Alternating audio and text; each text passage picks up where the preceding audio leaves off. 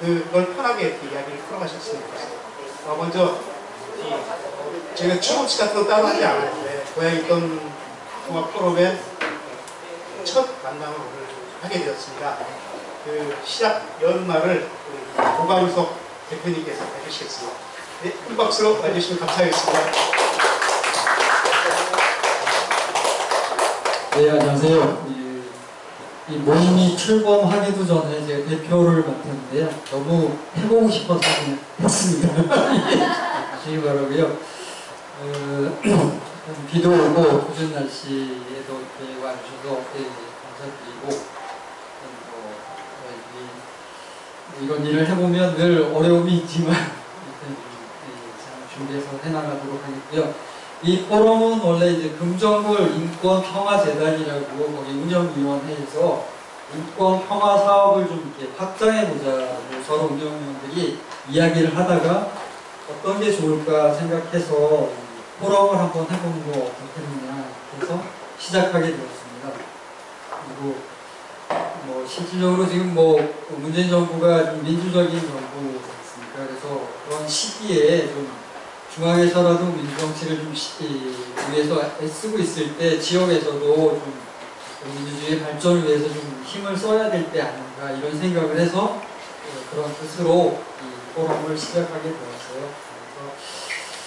그래서 뜻은 그런 뜻으로 시작하게 되었고, 그래서 이제 한 10번 정도 준비 모임을 했습니다. 그래서 그걸 해가지고 오늘 드디어 역사적인 처음 주제 발표를 하게 되었습니다.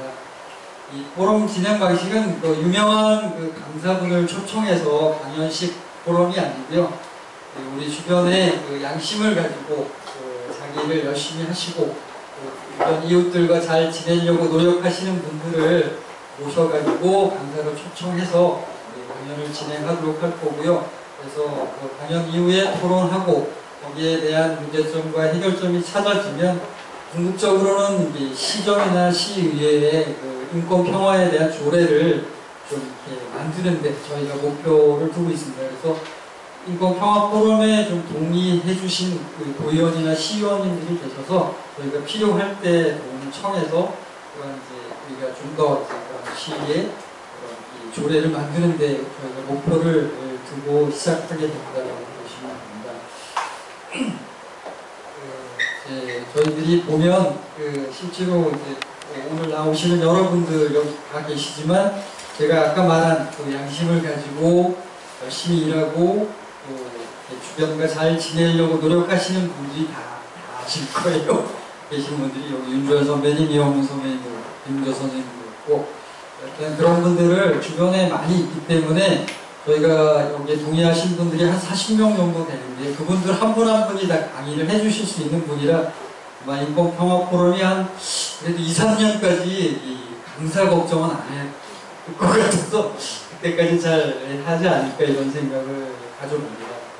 주변에 좋은 분들이 많은 분들이 계셔서 그걸 잘 엮어보는 역할을 저희가 좀 해보려고 하고 있고요. 그래서 이제 좀 실질적인 민주주의를 저희가 이루도록 노력을 할 겁니다.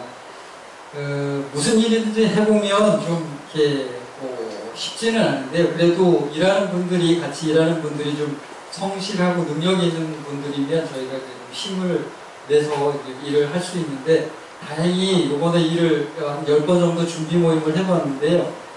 25년 동안 저하고 같이 잘 알고 있는 신기철 연구, 김정글 인권평화재단 연구소장님도 그렇고 이현욱 사무국장님도 그렇고 민주주의학교 유신욱 우리 젊은 친구도 또 일에 대해서 능력이 있고 김혜림 놀이강사님도 마찬가지로 능력들이 있고 오늘 좀 이따 오시겠지만 박하순 민주노총 선배님도 또 같이 하고 계셔서요. 좀 일을 하면서도 좀 즐겁게 지금 일을 하고 있습니다.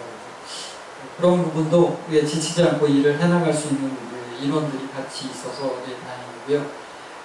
어쨌든 그런 노력들을 통해서 오늘 첫 모임에 우리 학교 이사장, 고향 지역에서 파주 지역에서 존중받고 있는, 존경받고 있는 이철국 선생님이 첫 강연을 해주시게 된 것도 인권평화 포럼의 아주 행운이라고 생각합니다.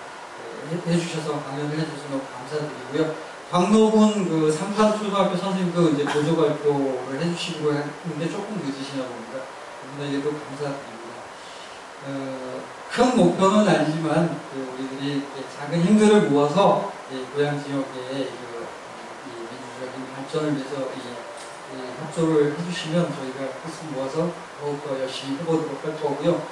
오늘 이 모임이 각자에게 좀 훈훈한 시간이 되기를 좀 바라고, 그리고 오늘 좀 모았는데요.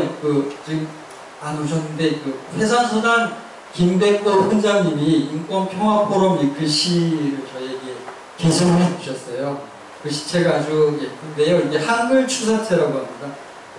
네, 공장님에게도 감사드립니다. 예, 오늘 좋은 시간 되시기 바랍니다.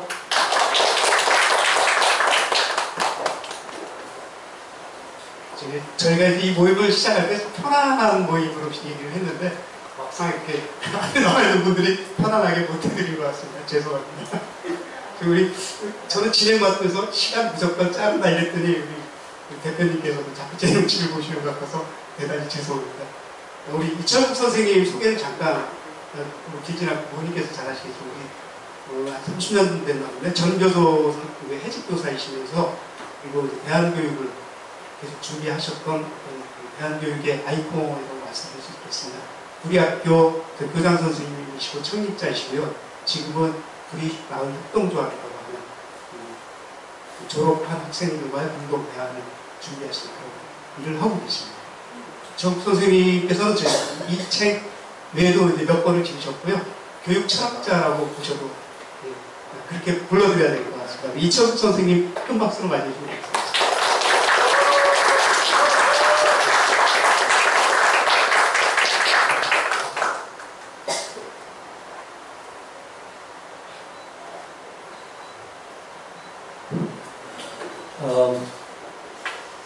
사진하고 저 좀 닮았나요?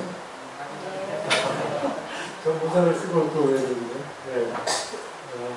고양이권평화 포럼에 초대해 주셔서 굉장히 고맙고 영광스럽게 생각을 합니다. 이 제목도 봄이 온다라고 북한 공면에서 좀 힌트를 얻어가지고 교육에도 봄은 오는가 이런 좀 제목을 잡아봤고, 실제적인 내용은 아마 이 민주시민 교육, 지금 이제 촛불 이후에 교육 방향을 그냥 한마디로 정리하면은 민주시민 교육 정도 될 것 같아가지고 이렇게 말씀드렸고, 오늘 이 내용에 대해서 한 30분 정도 같이 생각을 나누고 있습니다.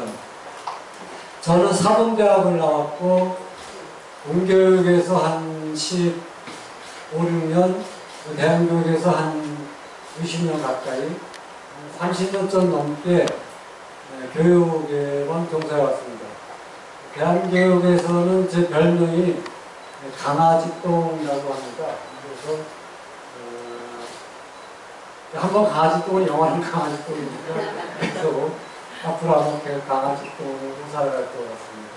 권정세 선생님의 강아지똥이라는 동화에서 이렇게 좀 따와가지고 이름을 이렇게 했습니다.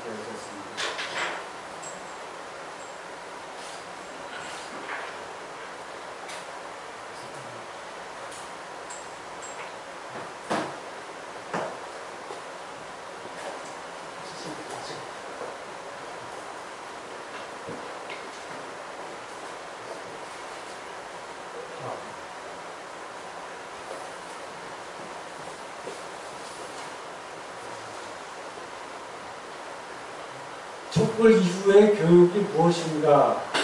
저 같은 경우 이제 이런 고민을 많이 하게 되는 거죠. 여러 가지 이제 지난 정권에서 봉사했던 관리들이 재판 받는 것을 보면서 굉장히 공부 많이 하고 지 높은 사람들이 거짓말을 많이 하잖아요. 그래서 이게 도대체 교육이 뭔가 이런 굉장히 자괴심도 들고 정말 새롭게 된 공부를 다시 정리를 해야 되겠다.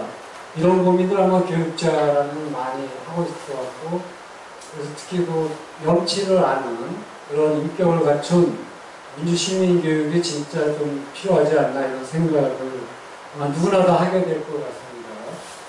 지금은 커다란 사회적 변환점에 있는 것 같고, 부자대제라는 담론이 무너지고 새로운 교육 담론을 생산할 수 있는 그런 시점에 도달한 것 같아요.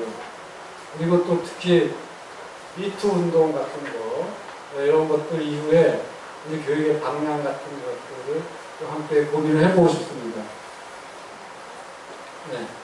그리고 민주교육의 어떤 핵심적인 내용이 바로 성평등 민주주의가 아닌가. 우리 사회가 이걸 한번 좀 굉장히 완전히 뒤집어져가지고 새롭게 태어나지 않으면은 곤란하다, 뭐 이런 생각까지 하게 됐고, 우리 다 같이 모인 분들이 이제 혼자가 아니라는 생각, 같은 생각을 갖고 있으라고 믿습니다. 오늘 지식채널 2라는 나왔는데, 이 나라가 어느 나라인지 한번 생각해 보시겠어요? 공부를 못하는 나라입니다. 무당 같은 계산법을 미리 가르쳐 주지 않고, 더디더라도 아이들 스스로 자기만의 방법을 찾는 것이 중요하고, 국가 경쟁력은 세계에서 아마 5손가락 정도 꼽고, 근데 절대로 하면 안 되는 게 있습니다. 선행학습. 뭐 대단한 거 아니에요. 선행학습을 절대로 하면 안 되는데, 이유가 선행학습은 다른 학생들의 질문할 기회를 빼앗는다. 미리 학원에서 공부했으니까. 또 교사의 수업권을 침해하는 엄청난 짓이다. 우리가 보기에 선행학습이라는 건 별거 아닌 것 같은데, 뭐 이 사람들은 굉장히 안 좋은 걸로 생각하네요. 아이들 질문할 기회를 빼앗고 교사의 수업권을 침해하는 아주 나쁜 거라고 하는데, 이건 절대로 하면 안 되는 거야. 지식만큼 중요한 것이 아이의 안전과 여가를 어떻게 보내는가. 그리고 한때는 이 나라도 주입식 국민교육 제도와 전쟁과 유별난 그 우월주의를 통해가지고 많은 실수를 했죠. 실수하고 역사에 반성해서 다시 완전히 망했다가 다시 시작한 교육을 시작한 그런 나라입니다. 이곳에서는 경쟁 없이 공부해도 사는데 아무 지장이 없도록 하고, 다 함께 사는 법을 가르치는 것이 결국은 경쟁력 있는 교육이라는 것을 알았습니다. 우리가 언제부터 이 경쟁 교육이 가장 우수한 교육이라는 이 신화가 어떻게 생겨난지 모르겠어요. 네, 지금 하여튼 그 신화가 이제 전면적으로 펼치고 있는데요. 이 나라는 어느 나라일까요? 네, 독일입니다. 무상 한국한 것이었는데, 네. 반면에 교육으로 고통을 받고 있는 나라가 있습니다. 세계 최고의 경쟁 교육, 입시 전쟁을 치르고 있고, 세계 최고 수준의 사교육비, 특히 그 세계에서 가장 긴 학습 시간, 이게 중노동, 가이드 중노동이라고 표현했습니다. 시달리는 우리 아이들. 옛날에 그 BBC, 영국의 BBC 방송에 투비 오아 나 투비라는 프로가 있어요. 믿거나 말거나 요즘은 그런 프로그램인데, 뭘 믿거나 말거나 하냐면 한국의 그 학생들의 아침부터 밤까지를 이렇게 쭉 찍었어요. 새벽에 뭐 영교시 수업하고 정리 수업하고 야자 학습하고 학원에 가고 그래서 밤늦게까지 돌아다니는 게 이 사람들은 믿거나 말거나예요. 이런 나라가 다 있다고. 그런 식으로 한국의 학생들의 과도한 학습 중노동을 소개한 프로그램이 있습니다. 비리고 하나. 근데 뭐 아직까지도 여기서 벗어나지 못하고 그 학생들에게 자기의 온전한 삶을 되찾아주는 것이 민주시민교육의 출발점이죠. 세계 최고 수준의 대학 등록금, 대학 서열화와 60만 명 한줄 세우기. 하여간 60만 명을 1등부터 60등까지 줄 세워야 그냥 서이 풀리는 거예요. 그 전부 모의고사에 쫙 이렇게 일을 세워야 됩니다. 제가 그 여의도고등학교 교직에 있을 때, 전 처음에 교직에 발령받을 때 아무것도 몰랐어요. 그냥 아무것도 모르고 이제 했는데 굉장히 공교육에 충실한 교사였습니다. 열심히 애들 가르치고 일요일날도 학교 와서 수업 짜고 뭐 학생 지도하고 저도 열심히 해가지고 교육감 상까지 받았어요. 열심히 해가지고. 그래서 제가 나중에 정교조 하면서 가입을 권유했는데 저희 입을 믿은지 굉장히 많은 사람들이 가입을 같이 써주셨고 나중에는 물론 이제 많이 선택을 하시겠습니다만 그때 제가 반에서 그때 한 60명이었어요. 저희 반이 60명이었는데 1등부터 이제 60등까지 신나게 이제 점수를 막 써요. 60에 60. 그 학생이 다음날 가출을 했더라고요. 그러니까 이렇게 철없는 교사였어요. 저는 아무 생각 없이 60명에 60등 신나게 써줬지만 그 학생은 그 개구리 같은 신세하게 돌을 던져가지고 얻어맞은 스트리는 아주 철없는 교사인데 그런 걸 통해가지고 점차 이제 각성하는 그런 교사가 됐습니다. 그리고 성감 맞추기, 선다 이런 평가 같은 것들이 이런 것들이 그 세계 최고의 교육 수준을 자랑한다고 하는 대한민국 교육의 현 주석이시다. 저만 그런지 모르겠는데 우리나라 교육을 보면 꼭 이 프로크루테스 침대가 생각나더라고요. 딱 맞아. 이렇게 다리가 길면 잘라버리고 모자라면 늘려서 잡아주고 그러니까 우리나라 교육에 딱 맞는 표준형이 있다는 얘기죠. 그러니까 우리나라 교육 체계는 굉장히 표준화되어 있어가지고 그 거기에 맞는 학생 외에는 힘든 거예요. 이게 우리나라 교육의 가장 큰 표준화라는 표현이 어떨 때는 좋을 때도 있지만은 교육에서 지나치게 많이 사용하면은 그 표준에 들어맞지 않는 많은 학생들은 문제아라든가 이런 식으로 배제가 될 수가 있는 거예요. 그래서 교육에서는 이 표준화라는 표현을 아주 절제를 해야 되는데 우리나라는 상당히 침대 모양으로 강하게 관철되고 있어요. 표준화된 학교에서 중요하신 능력이 있잖아요. 언어 능력과 지리 능력, 딱 이 두 능력이 소중하게 되는 거고 인간이 갖고 있는 여러 능력 가운데 이 한두 가지 능력을 위해서 만들어진 단 하나의 교육과정 이것이 표준화됐다는 거예요. 굉장히 심한 상태입니다. 그래서 이런 능력을 주는 학생과 이런 능력을 발달시키는 데 관심 있는 학생들은 성공하게 되고 얘들 모범생이 되는 거예요. 다른 능력을 가진 학생들은 뒤처지게 되고 이런 능력이 없는 학생들은 무시되고 설정이 없고 학교가 재미없어지는 거예요.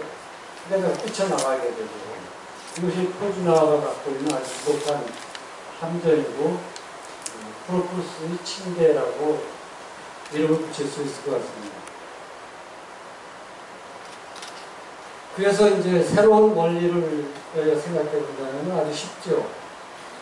아이들은 배우는 속도의 차이가 있어요. 늦게 배운 아이가 더 잘할 수도 있습니다. 그리고 아이들은 자신이 관심 있는 주제나 좋아하는 방식으로 공부할 때 잘할 수 있다. 이거 써놓고 봤더니 새로운 원리가 아니고 오래된 원리더라고요. 그래서 바꿔버렸어요. 이건 아주 오래된 거잖아요. 자기가 좋아하는 방식이 다 있어요. 보니까. 공교육에 있어봤고 대한교육에 있어봤더니 이 방식을 존중해주면 돼야 될 텐데 단 하나의 방식을 요구하니까 많은 학생들이 그냥 엎드려서 잘 수밖에 없는 거예요. 또 배우는 속도의 차이가 있어요. 이건 굉장히 중요한 건데 모든 아이들이 여러 똑같은 나이에 다 대학에 가야 되는 법이 없는 거예요. 다 그렇게 가야 되면 굉장한 폭력이 될 수가 있는 거죠. 아주 간단한 이런 원리들입니다. 청소년 사전이라고 아이들이 많이 사는데 혹시 보시는 거거든요. 조급증, 국어사전에는 이렇게 돼 있어. 조급해하는 버릇이나 마음, 욕심은 연세에 놓는 거, 가출, 가정을 버리고 집을 나간다. 가축을 뒤집으면 축구가 같은 게 아주 비슷한 거죠. 선생님은 학생을 가르친 사람, 자신감, 스스로에 대한 신뢰와 확신이 있다는 느낌 다 맞죠? 청소년들은 이렇게 생각하더라고요.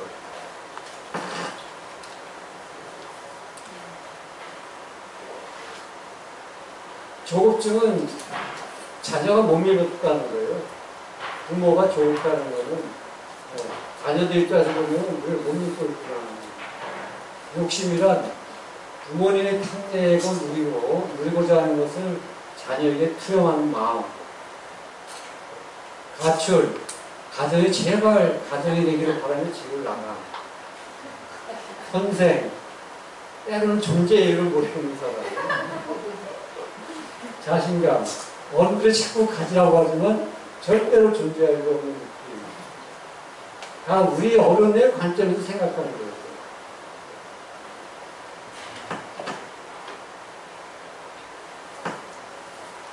그래서 이 선생님들이 되게 모범생들이 많아요. 범죄 출신들이 많아가지고 가출하는다든가 문제하는 이런 학생들을 잘 이해를 못하는 경우가 많을 겁니다. 상담에 어려움을 겪고 있고. 그래서 저는 옛날에는 그 대학교를 하면서 교사 선발 보실 때 청소년 시절에 가출한 경험이 있는 사람이면 1순위로 이렇게 보시려고 했던 그런 생각했었어요. 그래서 그런 분이 계시면은 좀 힘든 친구들 훨씬 잘 이해하고 상담도 잘하게 될 거예요. 그래서 부모 자녀가 모든 대화의 결론이 항상 기승전 뭐죠? 기승전 공부. 모든 게 이렇게 결론이 항상 있거든요. 좀 산에 가고 운동을 하거나 봉사활동을 하고 결론은 하여튼 공부 때문에 점수를 잘 따는 거. 그래서 이제 그 이면에는 이런 슬픈 현실이 있습니다. 잘 보세요. 이 숫자는 제가 꼼꼼히 조사해가지고 있는데 청소년들이 남과 더불어 사는 능력은 36개 중 35개인데 특히 2011년에 조사한 거는 이렇게 됐고 그 다음에 부모가 아이에게 남에 대한 배려를 가르치겠다는 의지가 62개월 중에 9월째예요. 부모님은 아이를 안 가르치겠다는 거. 이게 2013년 그리고 2015년에도 더불어 사는 능력이 거의 꼴찌에 다다는 게 우리나라 교육의 현실이 오시더라. 이상한 거 아니에요. 그죠? 당연한 결과예요. 괴물로 우리가 키운 거예요. 청소년 능력은. 그래서 배려하는 것도 교육이 필요하고 이런 것들이 최고 교수들을 가진 나라의 현실이고 이면과 속살입니다.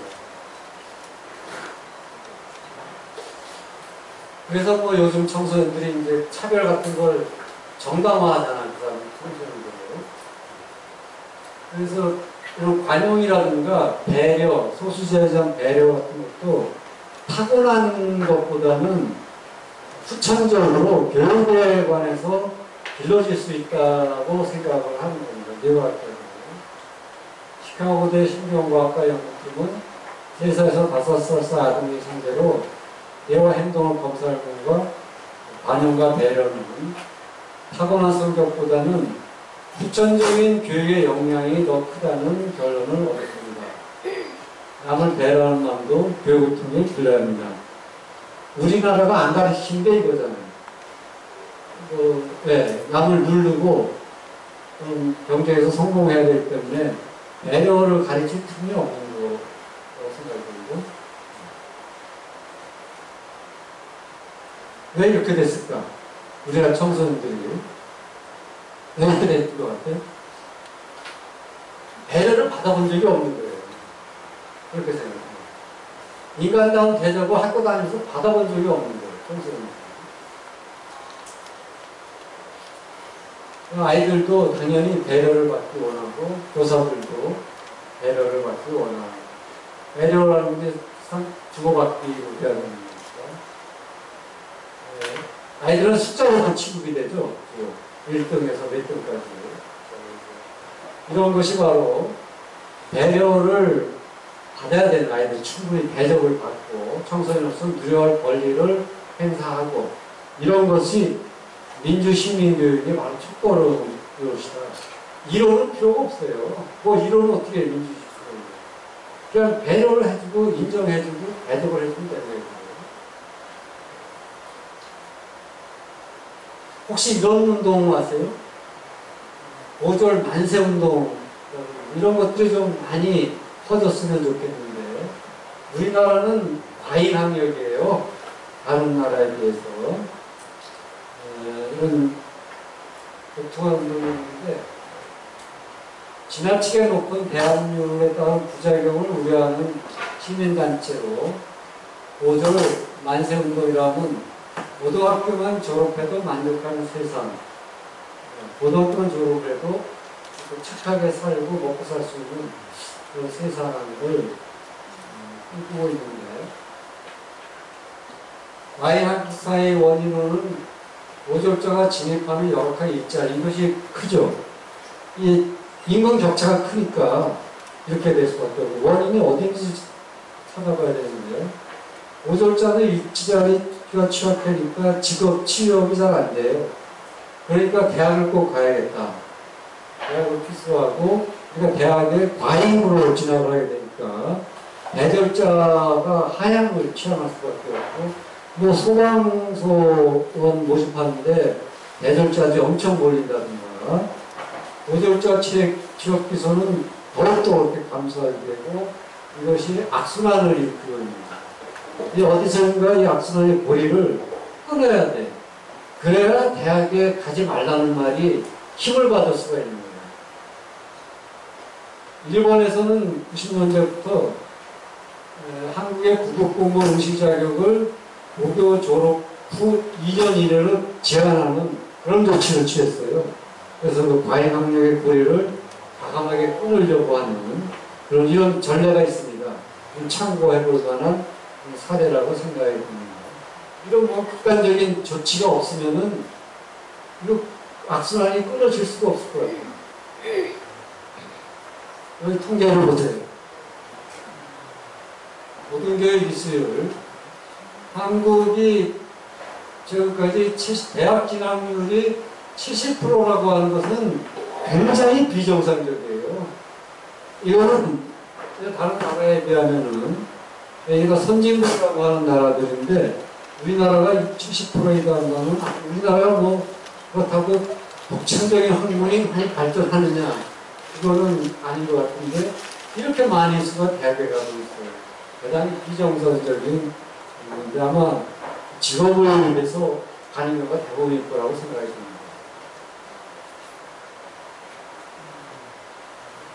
이제 일단 그중에서 이제 우리 사회 교육기본법이라고 있는데 헌법에는 교육의 조항, 교육권 조항이 있는데 아마 여기 선생님들께서 교육기본법은 잘 평소에 안 보실 때 이게 굉장히 중요한 부분인데 4조 교육의 기획 등등을 보면은 모든 국민은 성별, 종교, 신념, 인종, 사회적 신분, 경제적 지위 또는 신체적 조건 등을 이유로 교육에서 차별을 받지 아니한다.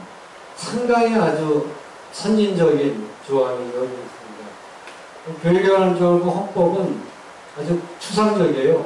포괄적이고 부모의 교육권 인정하고 교육기본법은 굉장히 구체적으로 되어 있습니다.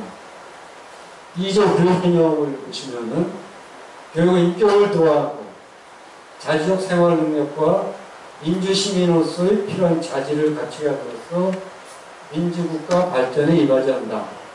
교육은 입시 경쟁을 한다. 이런 말 없어요. 아주 훌륭한 내용이죠. 인격도야, 민주시민, 민주국가, 온통 민주주의로 나갑니다. 올해 지금 공교육이 교육 이념에 충실한가, 벗어나도 한참 벗어있는가, 요 정도 교육기본법을 좀 기억하고 계시면은 무슨 토론 같은 거 할 때 아주 위험하게 사용할 수가 있습니다.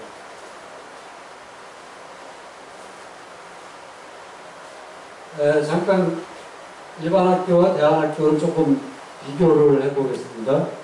일반 학교를 이제 공장이라고 표현하고 대안 학교는 사원이라고 하면 비유를 한 거니까 공장이니까 기술적인 측면이 상징적인 측면보다 크겠죠.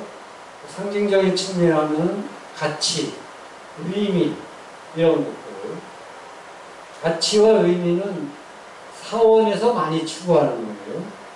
사원은 상징적인 측면이 기술적인 측면보다 크다고 볼 수 있고, 기술적인 측면이라면은 생산성이나 권위, 효율성 이런 것들을 의미를 한번 들어서 비교해 봤습니다. 앞으로는 가치와 생산성을 분리하지 말고 함께 추구하는 방향으로 나가자 하는 게 취지옷이다. 상징적인 관점과 기술적인 관점을 결합을 해야 된다. 그래서 일반 학교에서도 기술적인 관점뿐만이 아니라 어떤 배려라든가 관용이라든가 가치를 같이 가르칠 수 있는 그런 방향으로 나가야 되지 않나 하는 점을 제안을 해보고 싶습니다.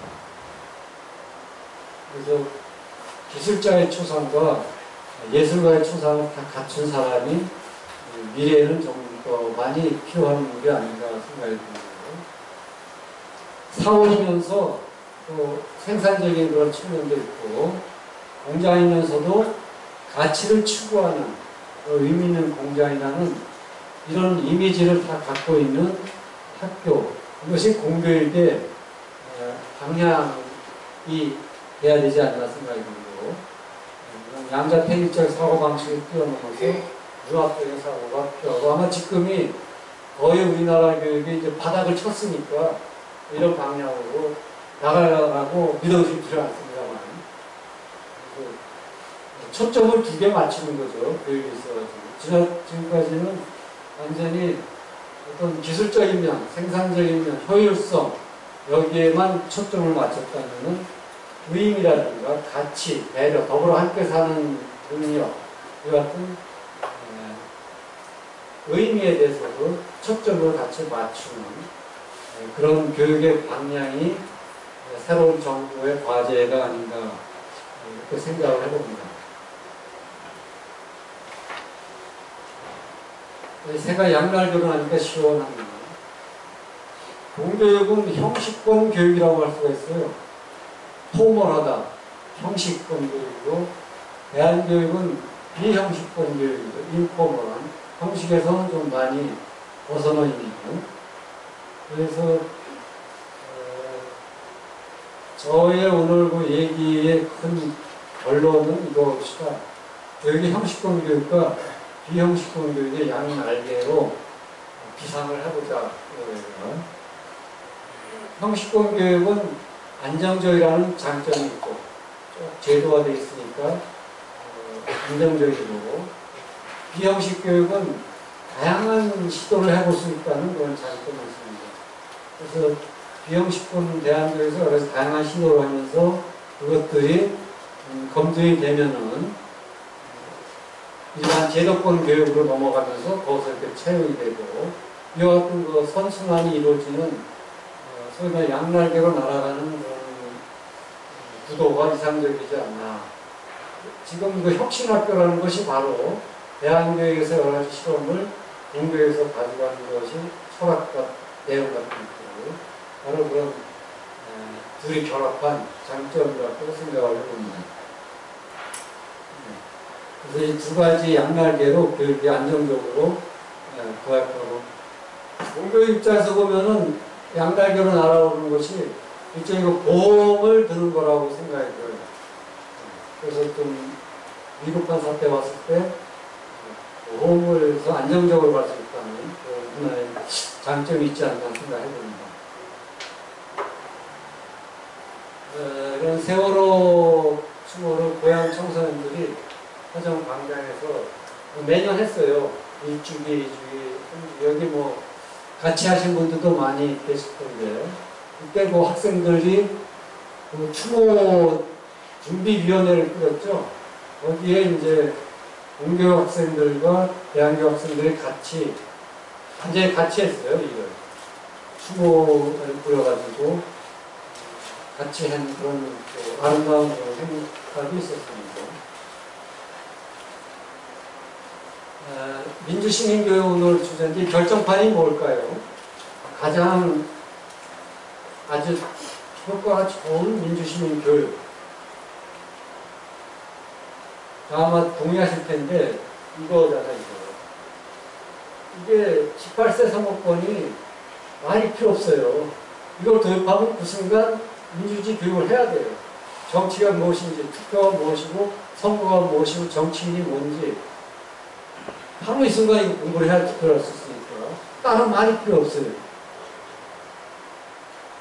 또 우리나라만 안 되거든요. 그러니까 OECD 국가 중에서 아마 어떤 보수 정당에서 굉장히 반대를 한 것 같고 민주당도 그렇게 적극적이었던 건 아닌 것 같아요. 촛불 이후에서 이거 문재인 정부에서 이거 하나만 목표로 삼았어야 되는데 다른 것 빼고 또 이번에 6월에 투표를 할 수 있도록 좀 아쉬운 게 많이 남아있어요. 그래서 18살이면 혼인신고도 되고 운전면허 의뢰도 가고 취업도 다 되는데 19살까지 안 되는 게 있어요. 술, 담배. 선거를 술, 담배와 같은 동성을 취급을 해버리는 게 아주 그 모욕적인, 굉장히 그 모욕적인 거예요. 청소년들에게.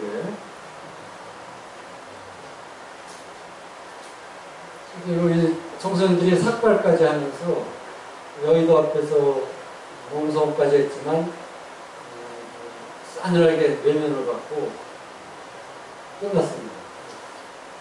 올해 좀 어떻게든 6월에 선거를 해보려고 했지만 기성세대의 그 벽이 이렇게 강하구나. 이런 거 보면 좀 촛불혁명이 묘한성 혁명인 것 같더라고요.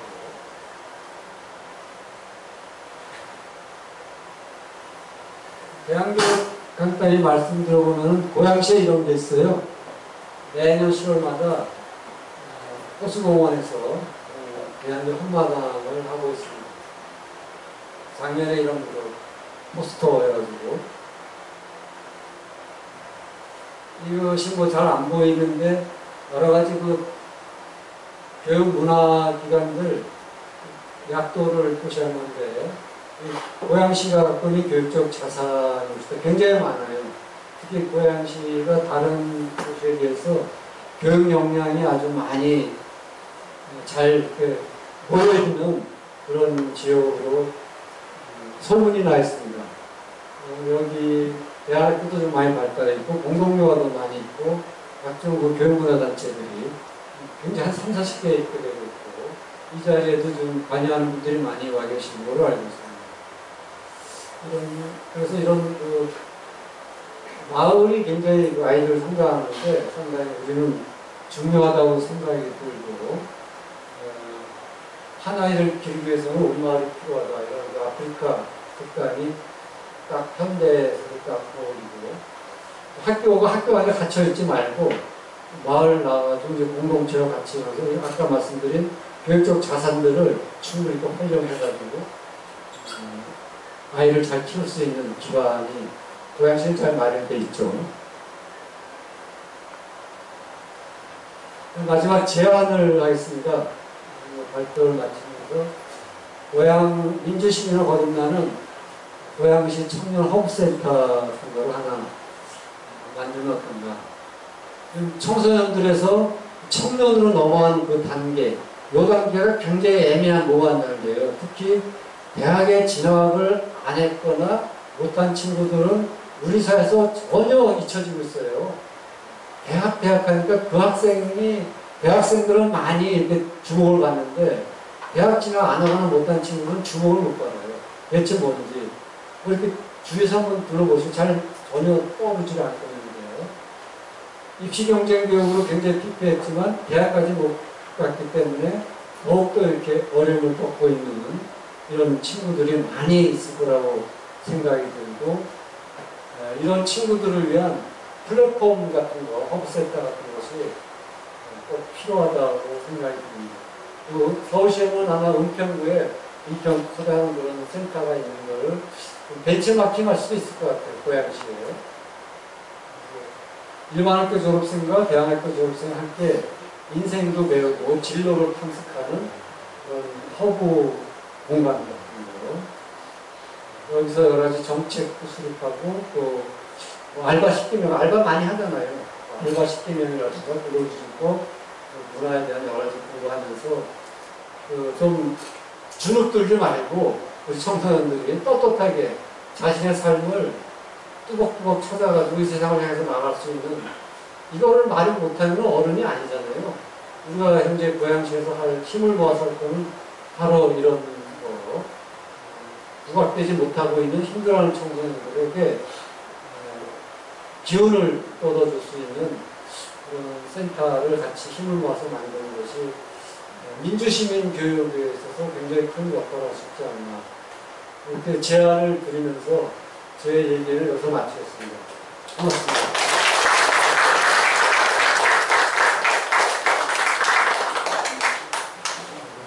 너무 짧게 시간을 들여서 죄송한데요. 이게 시작입니다. 이제 토론을 다시 하실 거고요.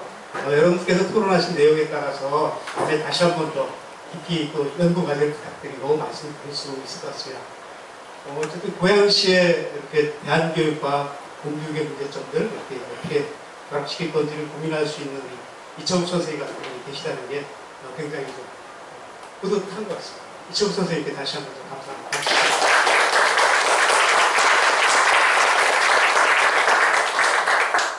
선생님 말씀 중에 이제 이미 지적하셨던데요.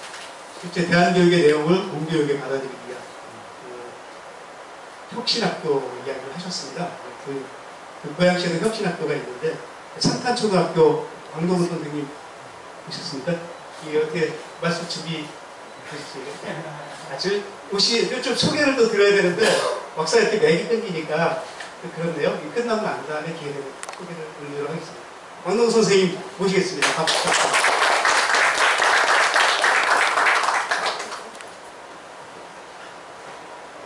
안녕하세요. 저 상단초등학교 교사 권노근이라고 합니다.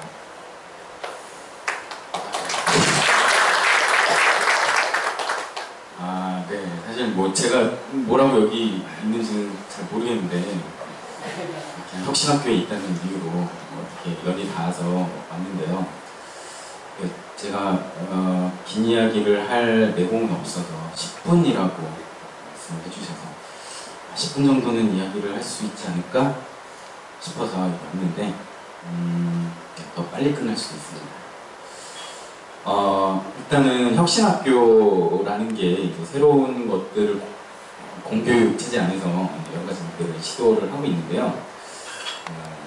혁신학교가 처음 시작된 학교 이름이 혹시 어딘지 아시나요?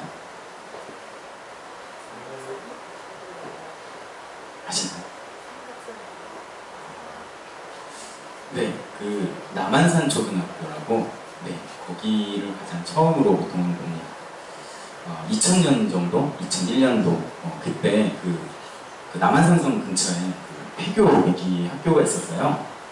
그 학교가 이제 그 지역 주민들의 아들, 딸들을 계속 다니게 하고 싶어서 그 학교 폐교될 위기에 있는 학교를 살리기 위해서 그 학교가 이제 번화하기 시작합니다.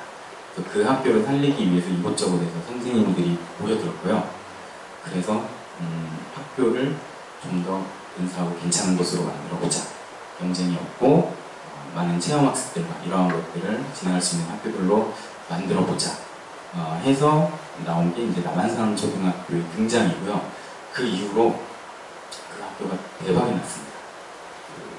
되게 시골의 아주 작은 학교였는데요.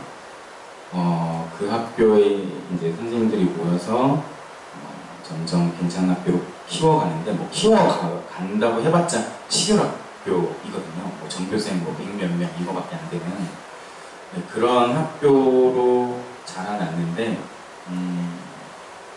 이제 선생님한테 이제 여러 학부모들이 아이들을 이제 도시 속에서 학원 다니고 경쟁하면서 이런 힘든 곳에서 벗어나서 괜찮은 학교를 다니고 싶은 욕구 때문에 그곳으로 마구 모여들기 시작해요. 굉장히 시골인데도 불구하고.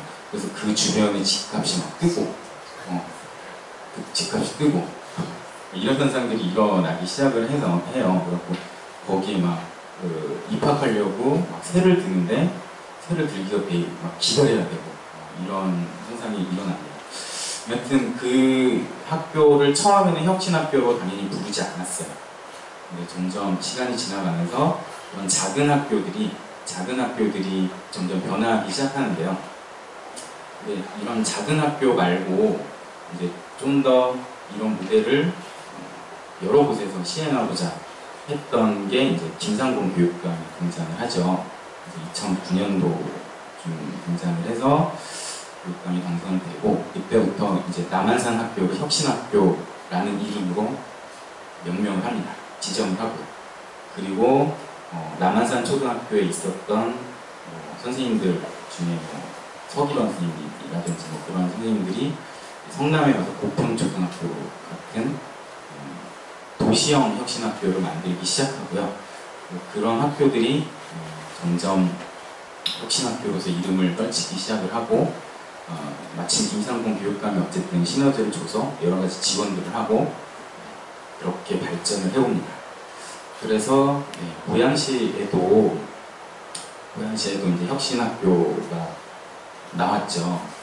나왔는데 고양시 혁신학교가 어디 있는지 혹시 하나라도 아시는 분 계신가요? 초등학교 중에 제가 초등학교라 네, 저 상탄초등학교 말고 혹시 그쵸, 서정초가 제일 유명하죠.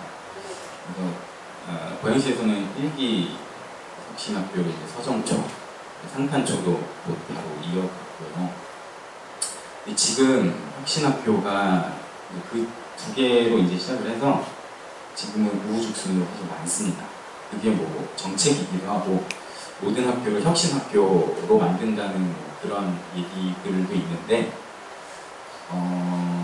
사실은 모든 학교가 혁신학교로 되어야 된다고 생각은 하지만 실제로는 제가 겪은 바로는 무늬만 혁신학교도 상당히 있습니다.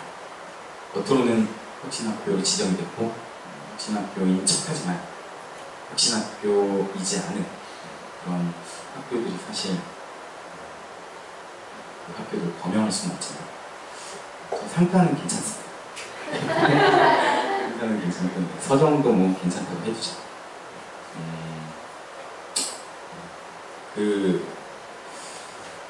일단은 제가 다니는 상탄이나 초기 혁신학교들의 특징이 어떤 건지 그냥 간략하게 설명을 드리자면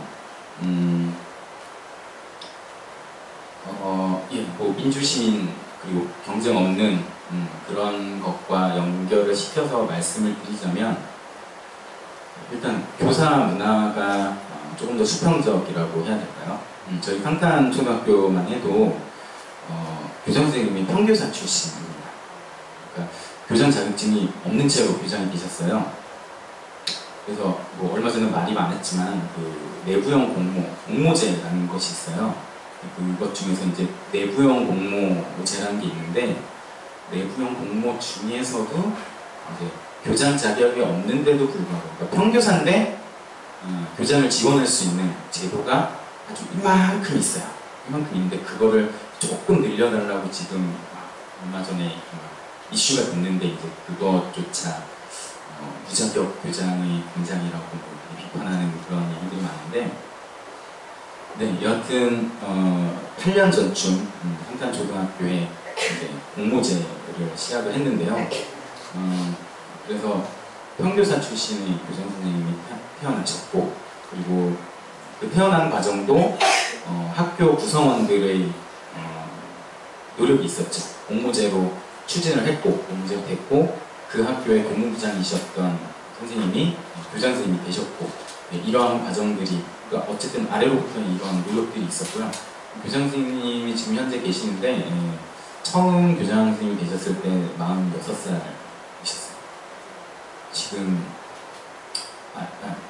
교장 선생님 이전에 그러니까 한 분 더 계셨고 지금 두 번째 공모 교장 선생님이신데 46살을 교장이 되셨고 지금 현재 49이시죠. 교감 선생님보다 항상 나이가 적으셔. 굉장히 저는 보통 50대 중후반 최소 이렇게 되시는데 네, 그래서 학교 문화가 어쨌든 되게 교장 선생님 자체가 권위적이지 않으시고요.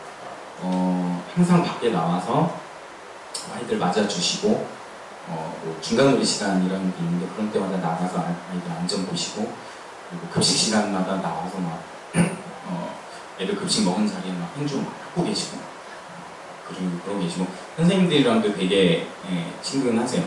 교장 선생님은 항상 교장 선생님이라고 불러야 되는데 자기를 오경민 쌤이라고 불러 이렇게 말씀을 하실 정도로 수평적인 그런 것들이 있고, 그리고 이제 그런 말할 수 있는 창구들도 많이 있고 그런 것들이 있고요. 그 다음 이거는 비공식적인 건데 성과급이라는 게 교사들에게는 있어요.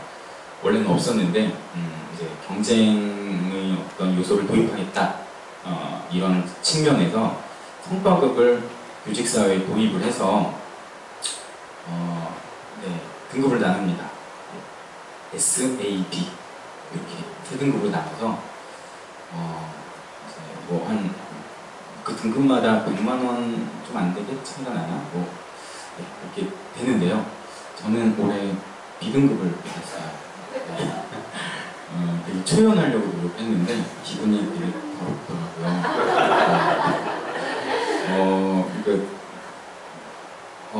그렇지 않을 거라 생각했는데 그렇게 됐어요. 그래서 이 성과급은 참 없어져야 되는데 그게 말처럼 쉽지 않은 것 같고, 근데 이 성과급을 일반 학교에서는 당연히 그냥 어쩔 수 없이 더럽다고 생각을 하지만 그냥 받아들입니다. 받아들이긴 하지만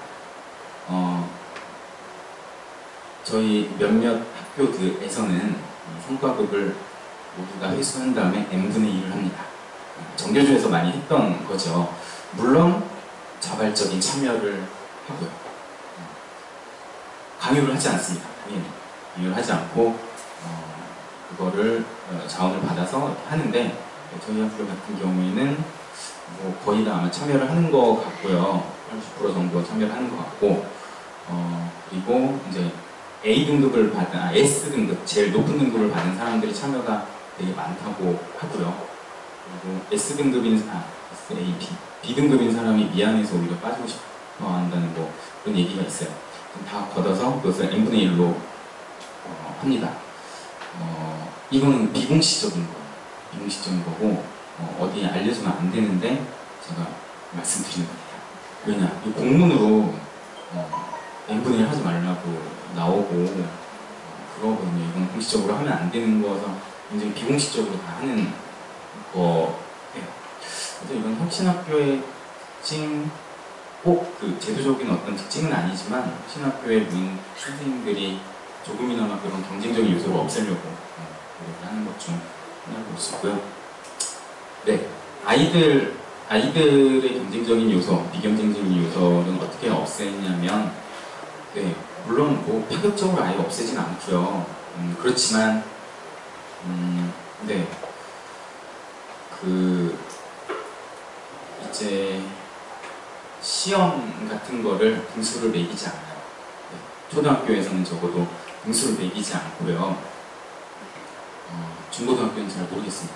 지금 초등학교에서는 꼭 혁신학교가 아니더라도 요새는 그 점수별로 하는 그런 시험을 거의 없애는 추세고, 혁신학교에서는 그런 걸 좀 더 확실히 하고요. 네, 그 다음에 이제 상도 없습니다. 무슨 상, 착함이상, 무슨 복은 어린이상 이런 거 상을 다 싹 없애고요. 그리고 뭐 네, 학급에 회장이나 반장이 없어요. 학급에 회장이나 반장이 없고, 저희 학교에는 대의원이라는 한 명은 뭐 원하는 사람 막 다 뽑습니다. 그냥 그 대의원은 뭐 완장을 차서 뭐 애들 막 데리고 뭐 이름 쓰고 이런 역할 전혀 안 하고요. 그야말로 자치회에 참여하고 의견 전달하고 대의원 회의 그 자치회의 의견을 전달하는 이런 역할만 하고요. 네, 그 밖에 이제 뭐 대한학교에서 많이 하는 생태 교육 이런 것도 하려고 노력하고, 저희 학교에 뭐 텃밭도 있고 논밭도 있고 뭐 이런 것도 있고요. 그 다음에 학생 친화적인 시설도 많이 있어요. 뭐 심지어 노래방도 있고요, 만화방도 있고, 놀 수 있는 공간, 이런 공간들도 많이 있고, 네, 그리고 혁신학교의 많은 특징 중에 하나가 20분 블록 수업. 네, 원래 40분 단위로 40분하고 10분 쉬고 40분 이렇게 했는데 20분, 그러니까 80분으로 수업을 하고 그 다음에 중간 놀이 시간을 30분으로 확 줘버립니다. 그 다음에 다시 80분 수업하고 1시간 점심시간 있고 이런 식으로 합쳐서 뭔가 좀 더 프로젝트 수업이나 이런 걸 더 많이 하고 그 다음에 아이들이 놀 수 있는 시간을 좀 더 확보를 하고 이런 식으로 이루어진다고 볼 수 있습니다. 생각보다 말이 길어지는데요. 빨리 끝낼게요. 혁신학교 아까 제가 말씀드렸는데 제가 생각하기엔 혁신학교가 두 가지 혁신학교가 있는 것 같아요. 아까 말씀드렸듯이 진짜 혁신이라고 하면 좀 그렇지만 어쨌든 혁신의 취지를 잘 살리는 혁신학교와 무늬만 혁신학교 이렇게 두 개로 저 스스로 그냥 나누고 있는 건데 그 가장 큰 특징은 혁신학교가 내부 구성원들, 교사들의 힘을 합쳐서 교사원들의 아래로부터의 어떤 요구로 만들어진 혁신학교가 한켠에 있다 그러면 한켠의 혁신학교는 이런 게 있습니다. 교장 선생님이 나서서 혁신학교로 만듭니다. 교장 선생님이 지원을 하고요. 지정을 해달라고 교육청이 요구를 하고요. 교장 선생님에 의해서 만들어집니다. 그리고 문의만 따라합니다. 예를 들어 80분 수업하고 30분 중간 놀이 시간 있고 이런 것들을 그냥 도입을 해버리지만 실제로 민주적이지 않고요. 그래서 위에서부터 그냥 그 교장 선생님이 갖고 계신 비민주적인 관행들, 관습들은 그대로 둔 채 혁신학교가 해왔던 외향적인 것만 취해서 혁신학교인 척 하는 그런 것들. 네, 그래서 저는 어쨌든 제일 중요한 거는 물론 교장 선생님의 의지를 가지고 혁신학교를 만들었지만 성공한 케이스도 있습니다. 근데 그럴 때는 이제 교장 선생님의 민주적인 리더십이 굉장히 중요한 거죠. 그런 것 없이 그냥 무대뽀로 혁신학교를 아무 생각 없이 좀 더 멋있는 학교로 해야겠다는 그런 욕망만 가지고는 잘 안 되는 것 같아요. 네, 그래서 가장 중요한 거는 사실은 학생들의 민주화 당연히 기본이 되어야 되고요. 교사들의 민주적 문화 이런 것들이 받쳐주지 않으면 학교는 혁신학교가 되지 않는다고 생각이 들어요. 그래서 많은 혁신학교들이 어쨌든 성공한 모델들은 평교사들의 참여가 굉장히 높았고 그게 되지 않으면 위에서 교장 선생님이 혁신학교를 하기 때문에 그냥 따라가는 것밖에 안 돼서요. 자발적인 교사들의 힘이 전혀 일어나지 않습니다. 네, 그래서 민주적인 교사 문화, 거기에 나오는 힘, 학생들의 민주적인 문화, 당연히 그리고 거기서 나오는 힘, 이러한 것들이 학교를 혁신학교로 만든다고 생각을 합니다. 여기까지 마치겠습니다.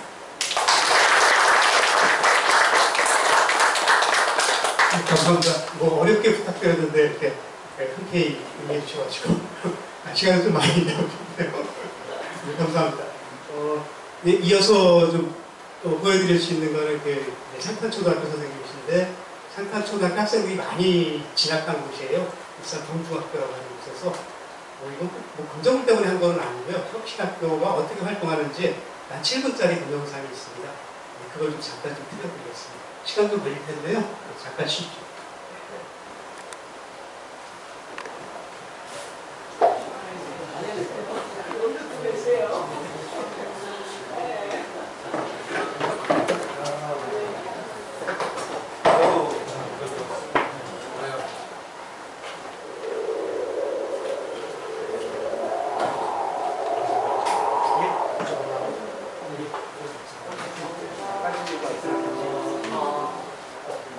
죄송합니다. 지금 영상 보시기 전에 뭐예요? 디크리? 디크리 아이를 여기서 한 8시 반쯤에 이제 토론 끝내고 공식적이고 그리고 나머지는 이제 커피숍으로 가서 좀 더 얘기를 하려고 하거든요. 가실 수 있는 분들이 몇 분인지 좀 확인해 보고 계시는데요. 우리 어떻게 해야 돼요? 손 들어야 돼요? 혹시 몇 분이나 가실 수 있을지? 해보셨어요? 15분 어떻게 됩니다. 15분 되신 것 같은데. 감사합니다.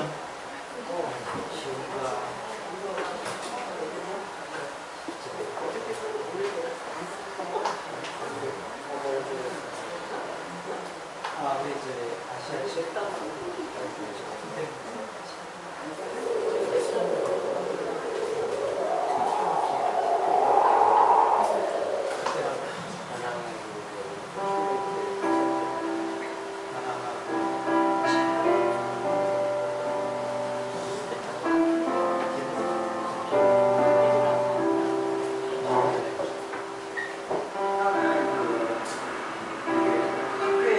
평화라는 주제로 내용을 배울 수 있다는 게 정말 고마워요. 다른 데서 배울 수 있고 그러는데 학교에서 이렇게 가르쳐주니까 정말 재밌었던 것 같아요.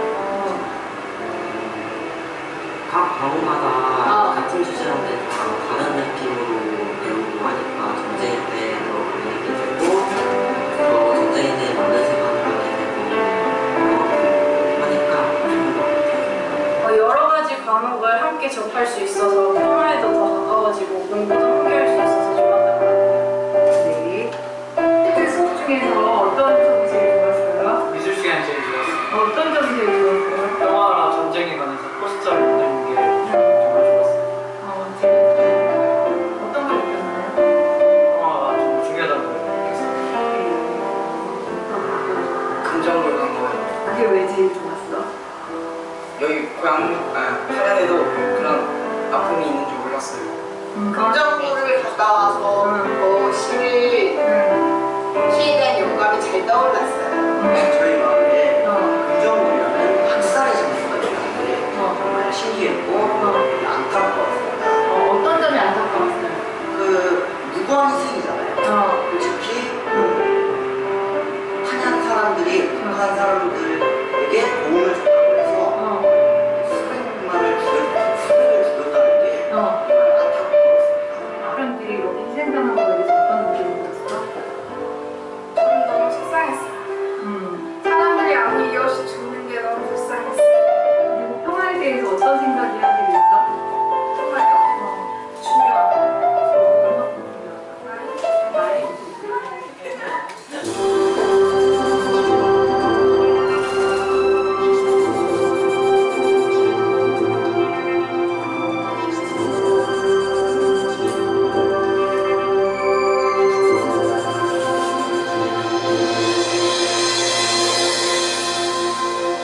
내 맘에 흐르는 시냇물 미움의 골짜기로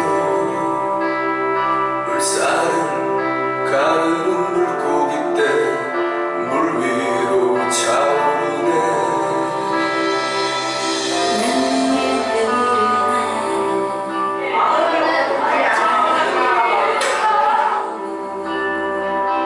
싱그런 꿈들을 품안고 흘러고 비쳐가는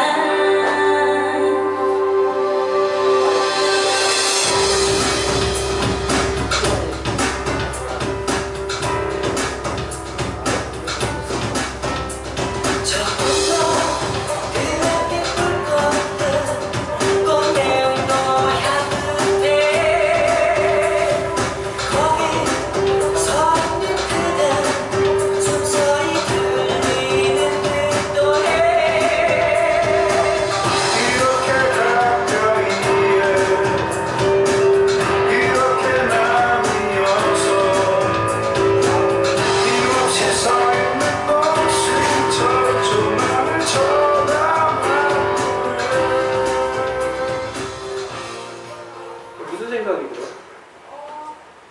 좀 슬프고요. 이게 너무 진실이 제대로 안 밝혀져서 뭔가가 많이 힘들어요. 들어봐줄 소리 아이들이 울고 서 있어 먹구름도 몰려와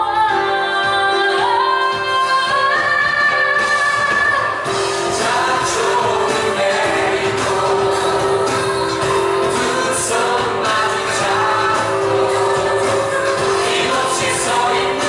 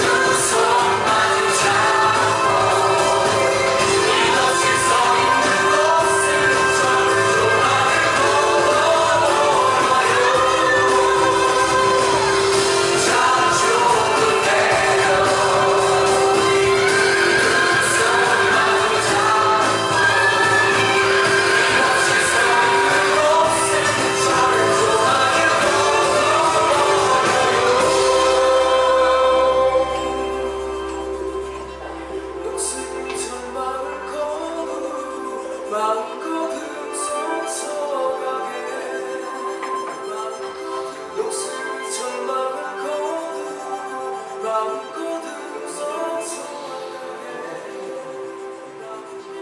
욕설처럼 마음껏 웃어서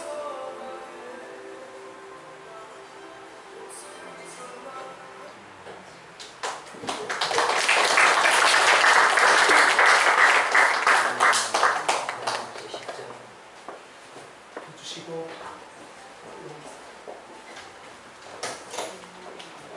이걸로 꺼도 되겠다. 혹시 또 화면 필요하실 수 있어요? 지금 뭐 8시 반 정도까지 좀 자유롭게 좀 토론을 했으면 좋겠고요. 하여튼 새로 오신 분들 많이 계시네. 죄송합니다. 아직 제대로 인사를 안 했어요. 여기 혹시 선생님 갖고 나와주시고 앉아주시고요. 박명근 선생님께서 혹시 질문하실 것 있나요? 예? 예, 발표는 다 끝났습니다. 이제 좀 편안하고 자유롭게 토론을 좀 했으면 하는데요.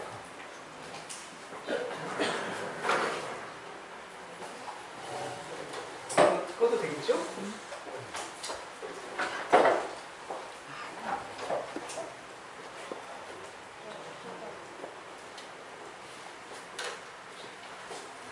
강동 선생님 좀 나오고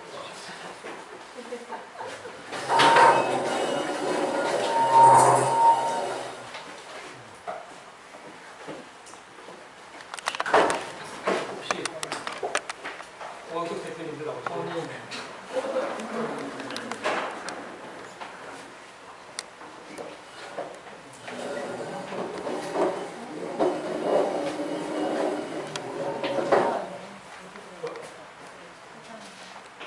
뭘 쓰는 분이 아마 말씀 들으시면서 뭐 궁금한 것들도 많으셨을 거고요. 저도 이제 미리 보내주신 자료에 대해서 여쭤볼 것들을 열다섯 개 모았는데 그 제가 궁금합니다. 오신 분들께서 좀 고민이 많으실 거예요. 이게 제가 생각해봐도 전교조 운동할 때인가요? 그게 벌써 한 30년 된 거더라고요. 뭐 한겨레 신문도 그렇지만 거의 같은 시기에 80년부터 시작하지 않습니까? 고양시도 시민운동하게 이제 30년 돼갑니다. 시민회가 제일 먼저였지만 그 원조 멤버들도 계시거든요. 벌써 30년 됐고 전교조나 참교육학부모회 활동하신 것도 그때쯤이었어요. 좀 미인가요? 몇 년 뒤였는데 그렇게 긴 어떤 활동, 운동의 역사를 갖고 있는 곳이기도 하거든요. 여기 계신 분들도 같이 참여하셨던 분들이고 이제 와서 그에 대한 평가 한 세대가 지나가고 있습니다. 젊은 분들도 계시지만 저희도 뭔가 좀 반성을 하면서 돌아봐야 될 때가 되지 않았나 하시는데 이철국 선생님께서 책에 또 그런 내용을 좀 적으셨더라고요. 제가 기억나는 거는 뭐 바둑에서 복귀하듯이 저희도 지난 30년을 되돌려 생각하면서 하나씩 점검을 좀 뭐가 잘못된 거지? 그렇게 많은 사람들이 늘어났는데 도로 원점에 와 있고 우리는 여전히 똑같은 걸로 가고 있고 뭐 그런 모습입니다. 근데 하나하나씩 이렇게 여쭤볼 수 있을 것 같아요. 혹시 궁금하신 것들 있으시면 먼저 좀 말씀을 해주시면 좋을 것 같습니다. 이게 어려운 주제인가요? 제가 물어볼까요? 저보고 물어보지 말라고 그랬어요. 아니 근데 없을 때는 해야 돼요. 원활한 진행이에요. 준비한 자료. 너무 뻔해가지고요. 기다려보죠. 일단 저만 하나? 기다려볼까요? 아니 앞에 계신 분들이 너무 사진 보셔놓고 이제 제가 먼저 할까요? 예. 박하순 민주노총 연구원이시죠? 저는 저도 활동하느라고 애들 교육을 거의 신경 못 써가지고 몇 년 지나다 보니까 내가 너무 신경 안 썼구나 이런 좀 반성을 하게 되는 아빠인데요. 그건 그렇고 아니 그걸 경험하면서 왜 학교가 이렇게 됐지? 이런 옛날도 문제였지만 요새는 더 문제구나 이런 생각까지 하게 됐는데 그건 이제 제 교육 관련해서 제 느낌을 잠깐 얘기한 거고요. 구체적으로 질문하고 싶은 건 아까 고등학교만 나와도 뭐 고교만세인가? 뭐였죠? 고졸만세. 그 용어도 들어서 이제 거기에 동원되는 논리가 뭐 저도 이제 괜히 사람들이 대학을 뭐 쓸데없이 별로 공부를 원하지 않는데도 많이 가고 진학률이 쓸데없이 높고 이런 것들은 문제라고 생각하는데, 문제는 거기에 뒤따른 논리 중에 하나가 산업 현장에서 필요로 되는 교육이 아닌 교육을 쓸데없이 많이 시킨다, 이런 것도 있는 것 같아요. 예를 들어서 산업 현장에서는 고졸 정도의 고등학교에서 배우는 정도의 기술이나 혹은 학력 이런 거면 충분한데, 괜히 대학을 그렇게 많이 가는 분위기여서 과잉 학력이 존재하고 있다, 우리 사회에. 그리고 그거는 또 다른 논리로 하면 그거는 사회적 낭비다, 이렇게까지 이제 논리가, 한편의 논리가 그런 논리가 있는 것 같아요. 근데 저는 현재 대학을 많이 진학하고 이런 것들이 문제고 전혀 자발적인 게 아니고 진짜 과잉 학력인 측면이 있지만, 아까 했던 논리, 그것도 좀 문제인 것 같아요. 왜 예를 들어서 인간이 자기 자신의 다양한 측면을 개발하고 교육받고, 그래서 자신의 역량을 문화적 무슨 여러 가지 측면의 역량을 최대한 발휘할 수 있도록 교육을 받는 건 나쁘지 않은 것 같은데, 그거를 왜 고등학교 정도의 학력에 꼭 멈추게 해야 되느냐. 그리고 산업 현장에서 꼭 요구되는 이것만 교육을 시켜야 되느냐. 이것도 좀 문제 아닌가, 이런 생각이 들었는데, 혹시 그런 관련 얘기는 없는가 싶네요. 초장부터 굉장히 센 질문을 해주시고 공부는 많이 할수록 좋지, 고등학교에서 그만두냐, 뭐 이런 항의이시고 같아 보는데, 노동자를 만들어내는 일이다, 그런. 어떻게 이철욱 선생님? 네. 그러니까 이제 자기가 원해가지고 공부를 할 수 있고, 필요에 따라가지고 더 고등교육기관에 진학해가지고 공부하겠다, 이런 선택은 저는 괜찮다고 생각합니다. 저희가 뭐 그런 것까지 반대하는 건 아니고, 대안학교에서도 이제 입시교육은 시키지 않지만, 애들이 이제 저희는 중고통합 5년제예요. 그러니까 보통 고등학교까지 졸업하면 6년을 지내는데, 우리는 고2까지만 하는 셈이니까, 5년제니까. 그 나머지 1년 동안은 진로에 대해서 생각해 볼 수 있는 시간을 주기 때문에, 저희가 그 시간을 아이들이 졸업하고 나서 고3에 해당 시간 동안에 여행도 다니고 알바도 하면서, 그러니까 이제 이런 공부가 더 필요하겠구나 느끼면은, 또 뭐 재수하는 셈 치고 좀 공부하고 이제 대학에 가는 친구도 있고, 아니면 또 다른 길로 가는 친구도 있고, 그렇게 해서 그런 다양한 진로의 가능성을 열어두는 것, 이것이 일단 가장적인 취지고, 그 모든 학생들이 모두 똑같은 나이에 일제히 대학에 가야 되고, 그것을 성공이고 대학 못하면 실패해요. 이런 사회에 논리 작동하는 방식이 아주 안 좋고, 열등감을 학생들한테 불러일으키고, 이런 것에 대해서 이제 강하게 문제제기를 한 거라고 생각이 듭니다.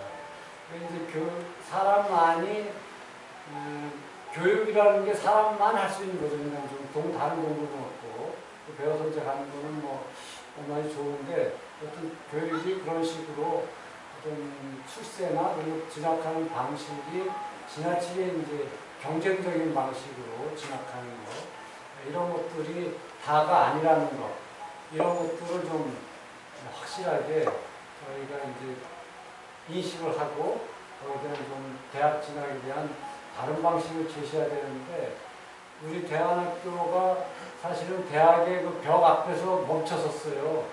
이 대학의 벽이 진짜 강고하더라고요.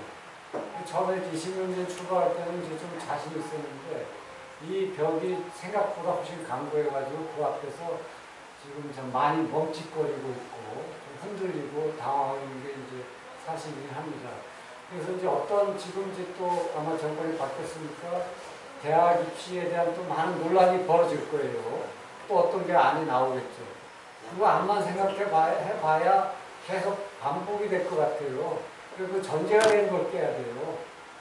학력에 따른 임금 격차를 줄인다든가 이런 게 되지 않으면은 그런 모든 문제이 공명불될 것 같기 때문에 지금이 바로 그 시점이라고 생각되는 거예요. 그래서 학력에 따른 임금 격차 이런 것들을 해소한다거나 고등학교 다니고 충분히 이렇게 착하게 살고 열심히 살면서 먹고 살 수 있는 사회 이런 것들에 대한 기반을 조성하는 것이 지금 바로 당장 시작해야 될 일이 아닌가 그렇게 생각을 합니다. 그러니까 말씀은 사회가 바뀌지 않으면은 교육만으로 해결할 수 없다. 네, 암만 제도를 바꿔도 어렵다고 그러고.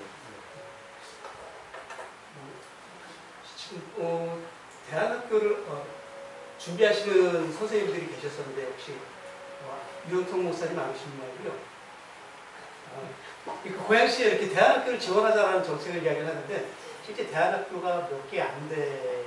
숫자는 많은데 실제로 제대로 하는 학교는 종교계를 빼고 나면 3개가 4개밖에 안 되거든요. 그래서 이게 교육의 내용은 굉장히 중요한데 현실적으로는 영향력이 좀 있냐 그런 측면이 좀 있는 것 같습니다. 그 제 얘기고요. 혹시 교육 차별이라는 측면에서 우리 이제 경기도 장애인 인권 포럼에 우리 안미선 대표님 오셨는데요. 혹시 그 장애인 분들의 교육 차별이라고 할까요? 이런 것들과 관련해서 좀 여쭤볼 만한 건 없을까요? 실질적으로 어떻게 보면 현재 대안학교는 일반 공교육보다는 오히려 장애인 차별이 물리적인 환경에서는 더 심하다라고 볼 수가 있거든요. 그러니까 현실적으로 그런 거죠. 대안학교들이 재정적인 부분에서 많이 어렵다 보니까 그러니까 물리적인 환경이라고 하는 것은 만약 휠체어탄 장애인 같은 경우는 엘리베이터가 설치된다거나 아니면 화장실이 별도 있어야 된다거나 이런 물리적인 환경이 뒷받침돼야 되거든요. 근데 일반적인 대안학교들은 그런 부분에서 물론 귀족 대안학교들이 많이 있어서 그런 거는 좀 별개로 치더라도 제가 우리 학교를 가봤는데 우리 학교 같은 경우도 만약에 장애인 당사자가 대안학교를 가겠다라고 한다고 하면 실적으로는 아마 어렵지 않을까. 그러니까 이런 부분에 좀 고민이 좀 되긴 하더라고요. 입학 자체가 지금 잘못 드린 것 같네요. 잘 알겠습니다. 그러니까 대안학교도 그런 측면들을 이렇게 장애인분들이 쉽게 이용할 수 있도록 접근할 수 있도록 시설이라든가 이런 것도 준비가 잘 돼야 된다. 네, 실질적이고 대안학교에서 추구하는 지금 이제 관용과 배려를 배울 수 있는 좋은 교육 환경이긴 한데 실제로 그런 부분에 같이 포함돼서 교육을 못 받을 수 있는 물리적인 환경이 좀 안타깝다라는 제 생각입니다. 혹시 그 부분에 대해서는 이철 선생님께서는 생각해 주시죠?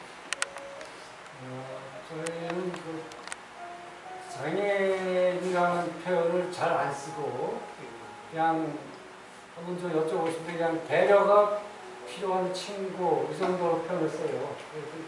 저희 학교에서는 공식적으로 장애인이라는 표현을 안 쓰고 있는데 그냥 배려가 좀 더 많이 필요한 친구를 한 10%, 20% 어린이에서 이렇게 매년 받아들이고 있습니다.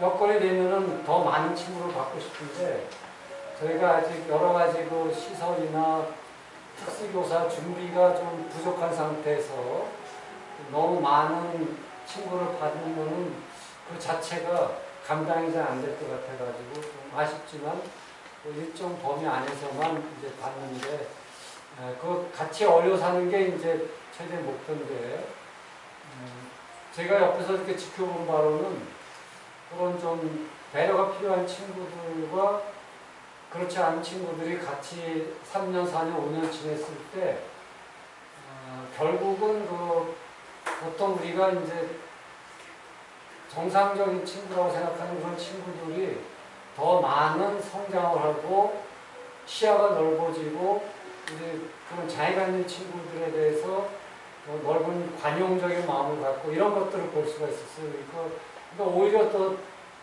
도움을 이쪽에서 더 많은 친구들이 받고 있는 그런 것을 봐가지고 이거는 결국 사회가 같이 더불어 사는 것이 맞구나 이런 생각을 하게 되는데 다만 저희가 이제 지원을 못 받으니까 그런 친구들에 대한 그 건물 구조라든가 특수교사라든가 이런 게 많이 부족해가지고 거기에 대해서 좀 항상 안타까운 마음을 갖고 있습니다. 굉장히 제가 그 말을 잘못 꺼낸 것 같습니다만 잘 아시다시피 뭐 구리학교와 대안학교가 국가적 차원의 정부 차원의 지원이 전혀 없는 상태이기 때문에 지금 말씀하신 굉장히 겸손하게 교실을 표현하시는데 사실 뭐 한 대안학교가 스스로 해결할 수는 없는 문제였던 것 같습니다. 질문 안 하시니까 지금 예, 김혜린 선생님. 그 부분하고 연결해서 좀 얘기가 좀 지역적인 문제일 수도 있지만 어떻게 보면 저는 이제 장애를 가진 친구들에 대해서 관심이 많아서 특수학교를 오랫동안 수업을 가고 있는데요. 한 2년 만에 갔는데 아이가 엄청난 퇴행을 하고 있더라고요. 그래서 저는 박노근 선생님한테 질문을 하고 싶은데요. 그러니까 저는 아이들에게 해야 할 교육은 두 가지라고 생각해요. 한 가지는 나눔이고 한 가지는 생각하는 힘. 이 두 가지를 가르치면 교육은 끝난다고 보는데 그 이유는 자기가 먹고 사는 일은 그 이후에 스스로 이제 사회가 변해야 되는 거고 그런데 이 퇴행의 문제 아까 일반 아이들이 성장했다고 이철우 선생님이 그러신 것처럼 저는 특수학교가 없어져야 된다는 생각을 갖고 있어요. 근데 이게 얼마나 현실적인 건지 강서구 장애를 가진 엄마들이 무릎 꿇고 특수학교 세운다고 했을 때 빌어야 하는 그런 어처구니 없는 이 사회 인식도 문제지만 그러니까 공교육에 있는 선생님은 과연 만약에 제가 생각하는 이 제안을 어떻게 생각하실까 좀 궁금하더라고요. 근데 저는 그 특수학교 선생님한테도 여쭤봤어요. 선생님 어떻게 생각하시냐. 그런데 궁극적으로는 그렇게 가야 하겠지만 현실적으로는 아직은 아닌 것 같다라고 얘기를 하시더라고요. 근데 궁극적으로 가야 할 방향이 그렇게 돼야 되지 않느냐. 그리고 정말 심하게 퇴행을 해요. 말을 하던 아이가 말을 아예 못하고 그냥 따라가는 거죠. 더 못한 애들을 계속 따라가고 있는 그런 상황을 보니까 정말 그냥 구석탱이에서 그 장애를 가진 아이들은 그냥 계속 못 크고 있는다는 생각이 너무 가슴이 아프더라고요. 그래서 만약에 공교육의 선생님들은 만약에 그런 교육의 혁신이 이루어진다 하면 어떤 생각을 갖고 계시고 공교육에서는 이런 문제를 어떻게 해결해야 될까? 질문 굉장히 어려워. 그리고 이제 한 아이가 ADHD 아이가 막 한 반에 막 두세 명 있으면 엄청 힘드시잖아요. 이제 그런 현실적인 문제도 있긴 하지만 그러니까 이제 그런 어떤 현실의 조건이 아니라 본질적인 문제에 대한 선생님을 얘기하고 싶습니다. 누구 선생님이 장애인들이 사실은 꼭 숨어 있잖아요. 이렇게 나오지 못하고 시선들도 있고 물리적으로 이제 불편한 상황 속에서 살고 있기 때문에 그렇지만 그러한 것들을 느끼지 못하는 사회가 우리가 추구해야 될 사회고 말씀하신 게 당연히 원론적으로는 저도 동의를 하고 대학 때 뭐 특수교육은 잠깐 배웠지만 통합교육에 대한 거의 어떤 정치적 올바름 이런 거에 대한 생각은 당연히 갖고 있습니다. 그래서 장애인과 비장애인이 함께 할 수 있는 사회가 당연히 이루어져야 되고 그것은 어릴 때부터 교실에서도 이루어져야 되는 게 맞죠. 근데 제가 이제 교사로서 그런 교사가 아니고 그냥 일반 시민의 입장에서 그렇게 당위론적으로 얘기하는 거는 어떻게 보면 되게 쉽다고 생각을 해요. 근데 정말로 제가 교사로서 그 상황에서 치열하게 아이들과 생활해야 되는, 사실 너무 치열해요. 치열하게 생활해야 되는 그 상황을 정말로 그 구체적인 상황 속에서 제가 하나하나 디테일하게 생각을 한다면 정말 힘들어요. 정말 힘들다고밖에 얘기를 못할 것 같아요. 네, 그러니까 저는 이상적으로나마 그게 옳다고 생각을 하니까 그렇게 얘기를 하지만 실제로 많은 선생님들은 아마 훨씬 더 회의적이실 거예요. 그리고 또 관념적으로 장애인을 이렇게 나누면 안 되지만 교실 속에서 그 장애인과 함께하는 통합교육은 사실 일어나기도 하고, 그러니까 그 학교에 이제 도움반이 있는 학교에서 도움반에 있다가 통합학급으로 잠깐 있고 또 도움반이 있고 이런 시스템으로 사실 이루어지고 있는데, 특수학급이 있는 학교에서는요. 근데 어떤 경우에는 분명히 굉장히 그 장애인 아이가 있음으로 인해서 시너지가 있을 때가 있어요. 같은 반 아이들이 얘를 뭔가 보살펴줘야 된다는 느낌이 드는 아이, 그런 아이일 때, 그 아이가 그렇게까지 사람들이 보기에 마구 소란을 피운다든지 하지 않고, 그런 아이일 경우에는 굉장히 아이들이 이 아이의 시선을 다 갖고 있고 배려하려고 하고 이런 거 있습니다. 그래서 분명히 그런 측면에서 긍정적인 면이 있지만, 하지만 장애인 학생들은 분명 그런 아이만 있는 게 아니고, 실제로 저희가 봤을 때 감당하지 못할, 이건 순전히 저희 시선입니다. 비장애인들의 시선인데, 감당하지 못할 행동들을 하는 아이들이 그 학급에 있을 때 누구도 감당하지 못할 거예요. 교사들도 그렇고 아이들도 그렇고. 그건 뭐 교사의 역량이 안 돼서일 수도 있고, 학급 수가 너무 많아서일 수도 있고, 이 분산을 혼자서, 교사 혼자서 감당할 수 없는 상황에서 아이들 또한 그런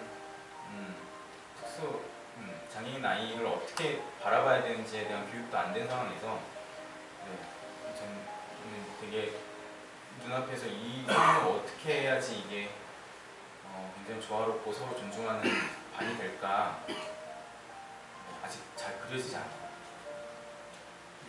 됐습니다.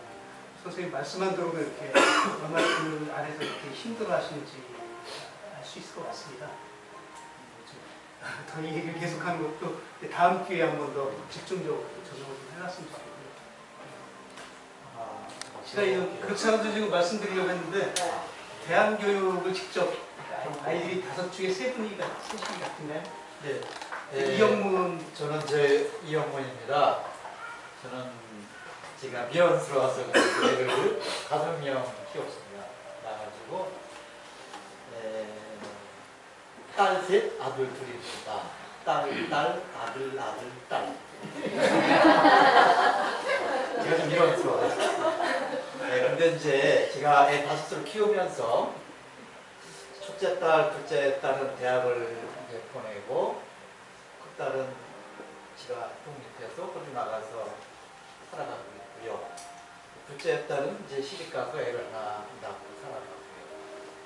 셋째 놈은 이제 대안학교 간디에 나와가지고 지금 이제 노가다 하고 있습니다.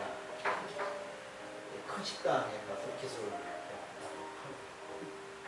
또 이제 넷째 놈은 이제 지 엄마가 간호원 출신이라 간호대 다니다가 이제 병역하고 있고요.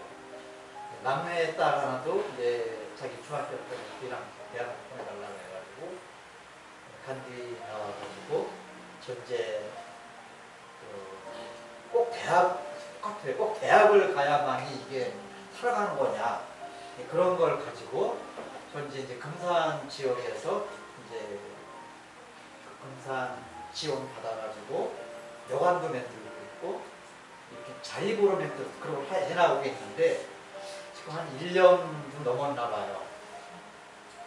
아까 말한 대로 이쪽 선생님 말 따라 그럼 고등학교만 나와가지고 정말 살아가는 방법이 되겠느냐 현실적으로 이게 정말 중요한 건데 아직 그만큼의 자리는 안 돼 있다는 거예요. 현실적으로. 그럼 이 문제를 봤을 때 우리가 어떻게 그러면 좀 교육이 무조건 어떻게든지 그냥 대학원 가서 그냥 뭐 박사학위 받아가지고 해서 공무원 시험 봐야 되고 뭐만 해야 살아가는 사회가 됐잖아요. 이 사회가. 네? 그럼 이걸 어떻게 정말 그럼 이 문제를 고등학교만 나와가지고 해내느냐. 이 문제는 나는 이러고 싶어요. 진짜. 계속 그렇게 가니까 다들 대학을 보내려고 그래요. 누구나 다. 뭐 쟤야 뭐 이렇게 뭐 우리 쪽 운동가 쪽 이건 아니군 간에 누구나 다 이렇게 이제 보내야 살아간다 이거예요. 살아갈 수가 없는 거야. 지금 현실적인 문제니까. 그래서 나는 고양시나 이런 경우도 아까 플랫폼 문제 어떻게 이 문제를 어떻게 해내느냐 고등교육 나온 애들을 어떻게 만들어서 키워내느냐 이런 뭐 정책적인 고양시의 법안이 필요할 것 같아요. 자체적인.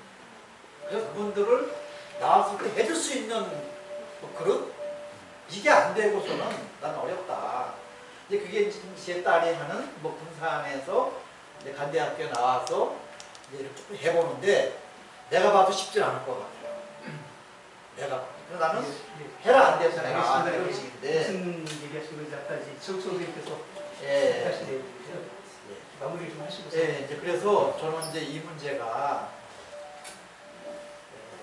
사회적으로 정책적으로 플랫폼 같은 것이 만들어져야 되고 또 공직사회 이런 사회들도 정말 이렇게 고등학교 출신들이라는 이런 사람 즉 편이라서 뭐 우리가 요즘 보면은 쓰레기 청소 이렇게 수고하는 분들 이런 분들을 월급을 좀 정책적으로 고양시가 많이 올려주는 거야.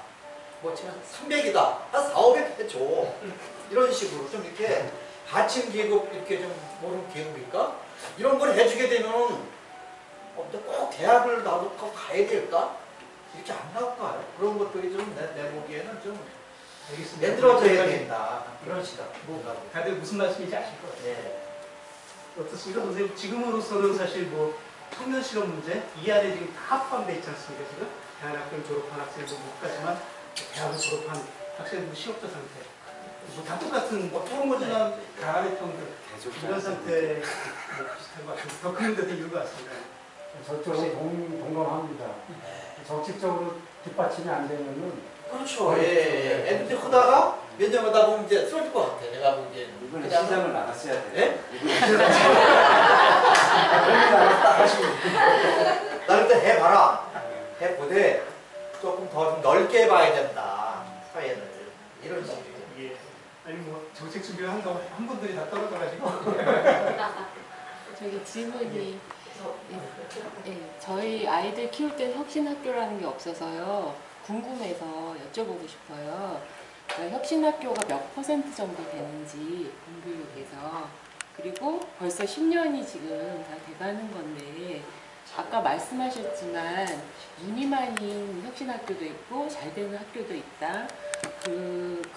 근본적으로는 선생님들의 자질, 열심 이게 중요하다고 말씀하셨던 걸로 저는 이해하는데 그렇다면 선생님이 겪고 나서의 이 혁신학교의 성적표를 어느 정도 생각하시는 건지 만약에 이게 좋은 제도라면 사실은 더 많이 확산할 수 있는 방법을 찾아야 되는 건 아닌지 그런 생각이 좀 들어서 여쭤보고 싶어요.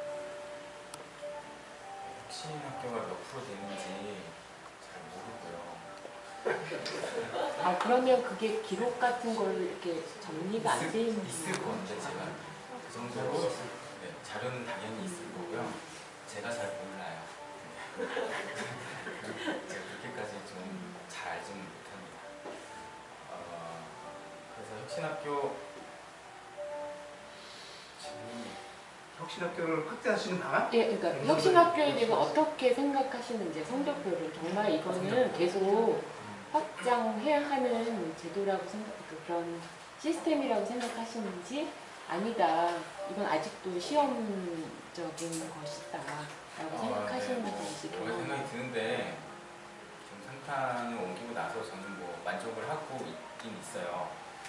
그리고 뭐 서정초도 굉장히 잘 되고 있다고 들었고 분명히 긍정적인 측면이 좀 많이 있다고 보는데 한편으로는 또 회의적인 생각이 드는 게 지금처럼 정책적으로 계속 늘리고 있어요, 혁신학교를. 근데 이렇게 그냥 늘리는 게 과연 대수인가? 이게 과연 잘 될까? 싶은 생각이 계속 저는 드는 거고요. 아까 말씀드렸다시피 사실은 혁신학교가 처음 나오게 된 계기도 교사들이 아래로부터의 요구가 분명히 있었고 그런 요구가 담보되지 않은 혁신학교는 사실은 무의미하다고 생각을 하는데 그런 게 담보되기가 굉장히 좀 어려운 현실이 분명히 있죠. 네, 아까도 말씀을 드렸는데 이제 교장 선생님께서 위에서 그냥 혁신학교로 하자 이렇게 된 경우 그래서 아래로부터 전혀 아직 동의를 받지 못했는데 혁신학교가 지정된 경우가 대부분 제가 말하는 무늬만 혁신학교인 건데 사실 그 학교들은 자기들이 무늬만 혁신이라고 아무튼 안 할지도 몰라요. 저는 제가 이렇게 하는 건데요. 그럼에도 불구하고 이제 교장 선생님이 그런 식의 그 위에서부터의 혁신이더라도 민주적인 리더십으로 그 문화를 바꾸면 분명히 가능성이 있다고 저는 보거든요. 그래서 뭐 그 남한산초에 계셨던 서기론 선생님 같은 경우 성남에 있는 보평초등학교를 혁신학교로 만드셨어요. 근데 거기에 공모교장으로 가셨죠. 그래서 거기를 굉장히 성공적으로 만드는데 합격한 무언가를 하셨는데요. 제도적인 거를 좀 더 생각을 해보자면 논란이 됐었던 교장 공모제 같은 것들을 확대할 필요가 저는 있다고 생각을 합니다. 지금의 승진제도로 이렇게 가는 대부분의 분들이 물론 그렇지 않고 굉장히 좋은 분들도 많이 있지만 상당히 권위적인 문화 속에서 커오셨고 그렇게 하고 계시니까요. 근데 교장을 선출하는 데 있어서 교장을 뽑는 데 있어서 어느 정도의 민주적인 요소들을 도입을 한다면 많은 부분들이 저는 해결할 수 있을 거라고 생각을 하고 그 중에서 요새 얘기되는 게 교장 공모제 중에서도 내부형 공모제 중에서도 선교사가 지원할 수 있는 내부형 공모제인 것이죠. 근데 그 비율이 정말 지극히 작다고 볼 수 있고 그래서 저는 뭐 그런 측면에서 문제들이 많다고 생각을 합니다. 부모나 아이들의 만족도는 어떤가요? 네, 산탄 같은 경우는 굉장히 높은 편이에요. 부모들 그렇고. 그럼 시스템 자체는 아직 불안정한 거나 학교마다 굉장히 다르고 아까 혁신 학교라고 했을 때 그 믿음을 일반적으로 갖기는 힘들다는 거네요. 그 학교가 어떻게 운영을 하고 있느냐에 따라서 부침이 있는 거예요. 그럴 것 같아요. 저희 무늬반 혁신학교인 저희 학교는 이제 서울의 대초등학교가 이름이 학교가 대표적으로 무늬반 혁신학교인 학교라고 할 수 있을 것 같아요. 저희 학교도 한 8년 정도 됐는데 3년 전인가에 대통령상도 받았어요. 그 초등학교 중에 넘버원으로 해서. 네, 그런데 진짜로 무늬만이에요. 왜냐하면 지금 박노구 선생님께서 되게 중요한 사항을 말씀하셨다고 저는 생각하는데 핵심은 이제 아래로부터의 그 의지가 모여져서 진정한 그 민주적인 분위기에 민주시민의 가치를 가질 수 있는 아이들을 기르려고 하느냐 이런 것을 얼마만큼 교사들이 많이 공유하고 있는가가 관건인데 대부분의 그런 교사들이 갑자기 딴 하고 생기지는 않거든요. 대체로 이제 교장이 그런 분위기를 몰아가면서 시스템적으로 정착을 시켜나가고 이제 이렇게 해야만 하는데 안타깝게도 대부분의 교장 선생님들은 그렇게 그런 의지가 없으세요. 그냥 어쨌든 혁신학교를 하면 평균 일반 학교보다 예산은 한 3배 더 많거든요. 그러니까 그 예산을 가지고 어쨌든 뭘 할 수 있으니까. 저희 학교 같은 경우는 동아리, 목요 동아리 활동에 다 외부 강사들 다 전면 투입을 하죠. 비교적 그 예술, 저희 학교는 예술 계통인데 그쪽으로 전문 강사가 투입되니까 부모들도 만족도가 높고 뭐 그런 식인데 아까 내부형 공모제, 평교사 의지가 있는 평교사가 교장이 되어서 그런 의지가 있는 사람이 하지 않는 한 이게 아무리 이렇게 교사 몇 명이 저도 이제 서울에 뭐 잘 나가는 대안학교가 혁신학교 얘기를 듣고 아 우리 학교도 그러면 좋겠다 하고서는 저희 학교도 회장단 이런 거 없애고 이렇게 하면 안 될까요? 이렇게 부장선생님한테 한번 제안을 해봤는데 많은 부모들이 원하지 않으실 거고 그러면 너무나 혼선이 많을 거고 이제까지 그것만 하나 고치는 게 아니라 굉장히 많은 걸 고쳐야 되는 거예요. 상을 받는 문제부터 시작해서 뭐 그 기존에 어쨌든 학교 운영위원회가 학부모님들부터 시작해서 다 이렇게 기대치가 있는데 예전에 관행적으로 그렇게 시켜왔으니까 이렇게 되면 우리 아들, 딸들이 이렇게 좀 도움을 받을 수 있을 텐데 이런 거 다 없앤다? 그러면 아무것도 못 받네? 뭐 이런 하여튼 학부모님들의 인식도 그렇고 알겠습니다. 말씀 감사합니다. 시간이 지금 45분쯤 되는데 아까 네. 선생님께서 지금 사실 얘기해 주시는데 말씀 좀 듣고 정리하도록. 네, 저는 그냥 간단하게 말씀드릴게요. 여러분 이제 아이가 이제 학교를 다니면서 이제 관심을 갖게 된 거예요. 혁신학교나 뭐 이런 그 대안학교나 관심을 가지면서 오늘 이런 토론회 장소도 이제 처음 오다시피하고 일부 이제 잠깐 참여를 한 부분이 있지만요.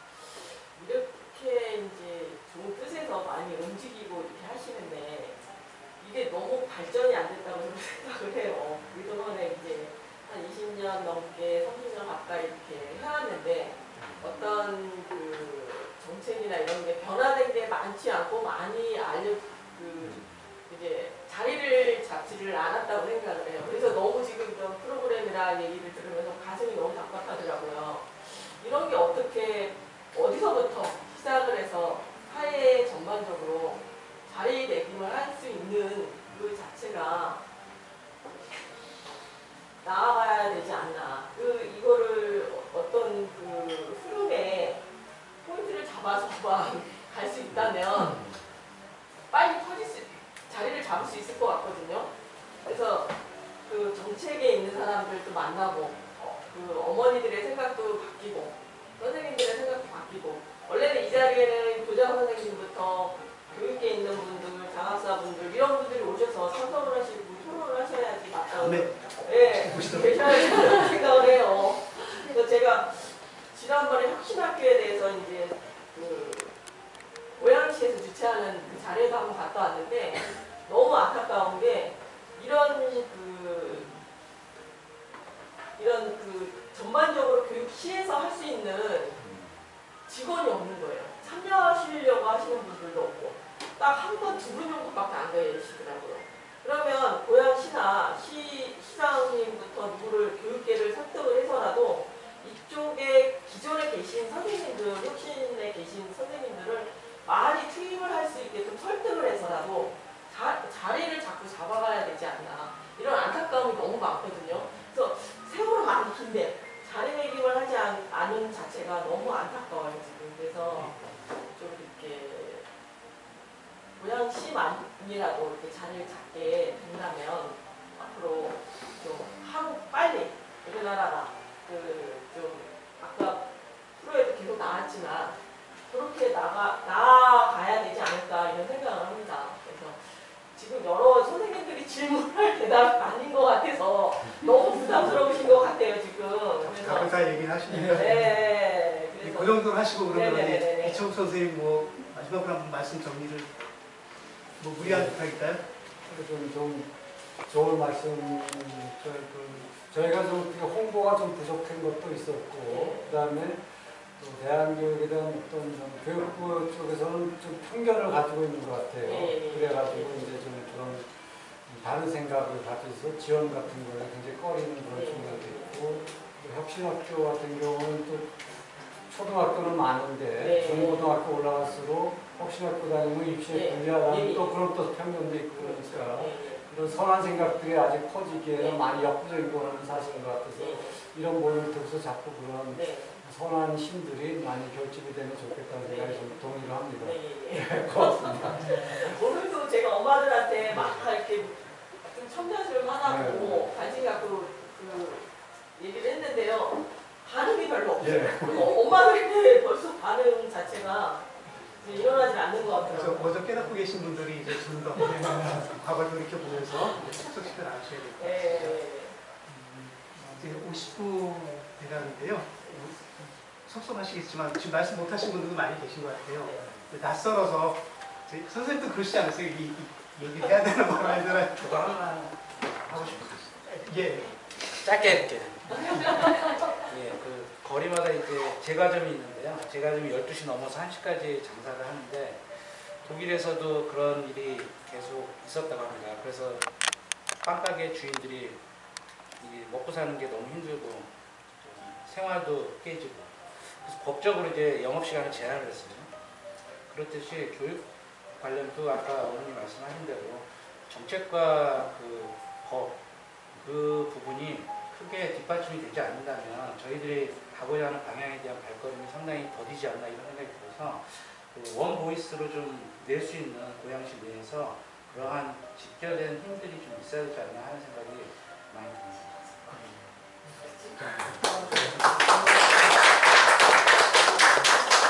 더 하실 얘기 안 시켜주는 아직 그런 분이 계셔서 짧게 한 2분, 1분 아닙니까? 예, 그럼 다음 기회에